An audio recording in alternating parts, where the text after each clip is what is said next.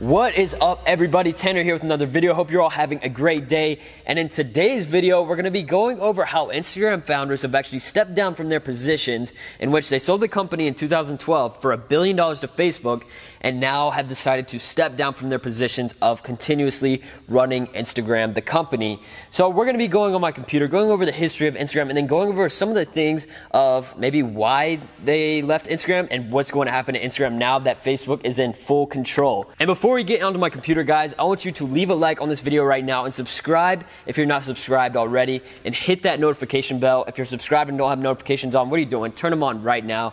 So let's go ahead and hop on my computer and go over this whole situation. See you there. Okay, so we're on my computer now, as you can see, and the first thing I want to go over is just the history of Instagram, where it started, where it went to, and where it is now. So this thing right here we're going over is actually old. It's about 5 years old, from 2013. So Instagram was made in 2010. Well, let me stop talking. Let's just go over this.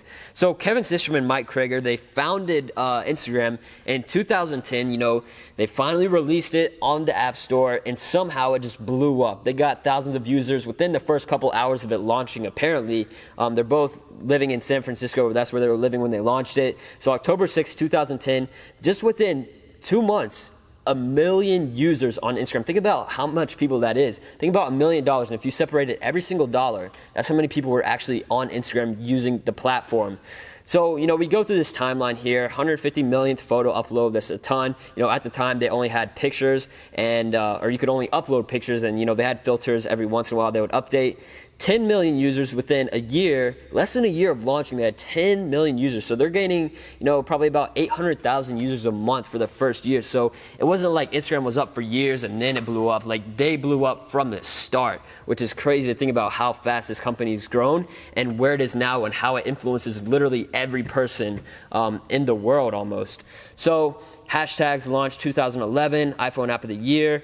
Now it's basically like one of the biggest social media platforms out there. And 2012, April 9th, Facebook buys Instagram. $1 billion, $1 billion off of this company after 2 years, not even 2 years, about a year and a half of it being up and running. They made $1 billion. That's crazy. I have no idea how much they worked on the company or the app Instagram before they launched it, but yeah, that's crazy to think about how much money they made.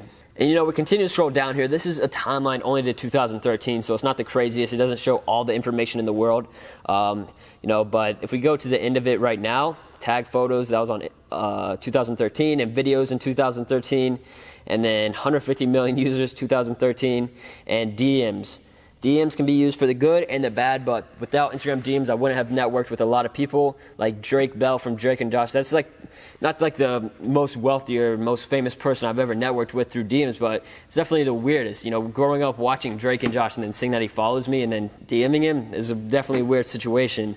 Not weird, just shocking. It's cool, though, how much I've been able to network with people. So this ended in 2013, so those statistics are a little bit irrelevant, so we're not going to look at those. But let's go ahead and get started here on this article. These are the two founders right here, Kevin and Mike. Kevin on the left, Mike on the right. And we scroll down, we see they were in San Francisco, and they stepped down, about a couple weeks ago, I believe. Basically, they said they were ready for the next chapter of their business life. They wanted to, have more room for creativity, starting new projects, and they didn't really talk about exactly specific reasons. There's some theories going around of what's going on. Maybe Facebook wants to do something with Instagram that they don't really agree with, so they just want to get off the board so they're not blamed for it or want to be a part of it. Or, they're actually just tired of Instagram after working on it for 8 years continuously. Even after they sold the company, they continued to be, the top executives of Instagram and continued to run it. So, Mark said right here he wishes the best to see what they build next. Maybe they'll build a new social platform. Maybe they'll build some random company we never could have guessed. Maybe a cryptocurrency. We have no idea. So it's definitely, I wouldn't say worrying, but a lot of people are, wondering what's going to happen with Instagram because when Facebook bought out Instagram, they actually changed the feed to not be chronological. So chronological is where, your feed basically scrolls down based on what times posts were posted. So you would see everybody's post in order. And then Facebook came out with the algorithm on Instagram where the feed was, specifically catered to what you like most and what you want to see. So sometimes we're left without seeing everybody's posts, and a lot of people just don't like chronological order. I remember when chronological order was out, it was a lot easier to reach people, a lot easier to gain followers, a lot easier to get likes and comments. But now it's just, I don't know, it's been like that for a while, but it is what it is, and we've been able to work around it. But even right now, it's crazy to see. So Facebook bought Instagram for $1 billion in 2012, and now Instagram is worth about $100 billion. So 100 times return, 100 times return in, what is that, 6 years, it sounds like not that much, 100 return. But when you think about the scale of how much money it is, that's a lot of money. $1 billion into $100 billion. That's a ton of money that they were able to turn. And Facebook's probably one of their biggest acquisitions. And as you can see here, Facebook actually owns some really big companies. Facebook, Instagram, Oculus, which is like the virtual reality thing. It's a very big company. WhatsApp, that's a very, very big company. They spent $19 billion to buy WhatsApp. I don't think they've gotten the return off of WhatsApp like they have with Instagram, but they've definitely gotten a return. So Instagram says, so Mark Zuckerberg says Instagram, was his biggest success. And right here, the departures of Mr. Systrom and Mr. Krieger is uncertain of exactly what happened and who's going to be the new lead of Instagram.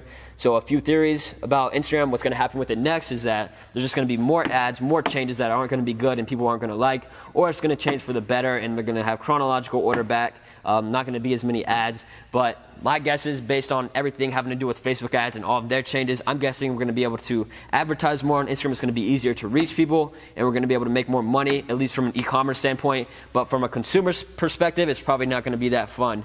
But yeah, hopefully you enjoyed this video, guys. If you did, let me know in the comments below if you have any questions also. But yeah, guys, hope you have a good one. If you enjoyed this video, make sure to leave a like, comment, and subscribe. Peace.